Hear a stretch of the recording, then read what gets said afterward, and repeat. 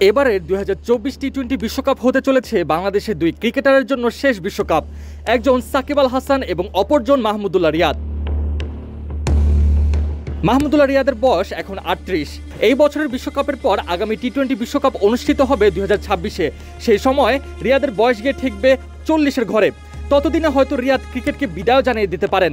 এছাড়াও বিভিন্ন গণমাধ্যমে দেওয়া সাক্ষাৎকারে তিনি জানিয়েছিলেন খুব শীঘ্রই ক্রিকেটকে বিদায় জানাবেন এই সাইলেন্ট কিলার।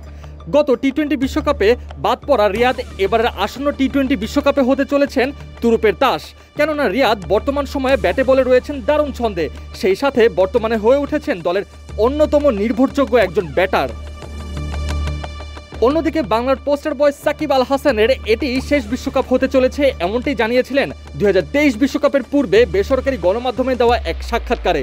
সাকিব আল হাসানের বয়স এখন 37 চলমান। আগামী 26 বিশ্বকাপে তার বয়স গিয়ে ঠেকবে 39-এর ঘরে। বিশ্বসেরা অলরাউন্ডার সাকিব যে মাপের খেলোয়াড়, চাইলে নামের ভারে খেলেও যেতে পারেন 2026 টি-20 বিশ্বকাপে। কিন্তু সাকিব 2025-এ চ্যাম্পিয়ন্স ট্রফি খেলার পর নিজে থেকে ব্যাট বল তুলে রাখতে চাইছেন। ওডিআই বিশ্বকাপের পূর্বে সেই সাক্ষাৎকারে সাকিবকে জিজ্ঞাসা করা হয়েছিল টি-20 আর কতদিন খেলবেন সাকিব। উত্তরে তিনি জানান 2024 বিশ্বকাপ, দ্যাটস ইট। 2024 টি-20 বিশ্বকাপের পর ক্রিকেটের আরও বেশ কিছু নক্ষত্র ধীরে ধীরে ব্যাট বল তুলে রাখবেন। এর ভেতরে উল্লেখযোগ্য কিছু নাম হলো অস্ট্রেলিয়ার ডেভিড ওয়ার্নার, নিউজিল্যান্ডের কেন উইলিয়ামসন এবং ভারতের বর্তমান সময়ের দুই মহাতারকা বিরাট কোহলি ও রোহিত শর্মা।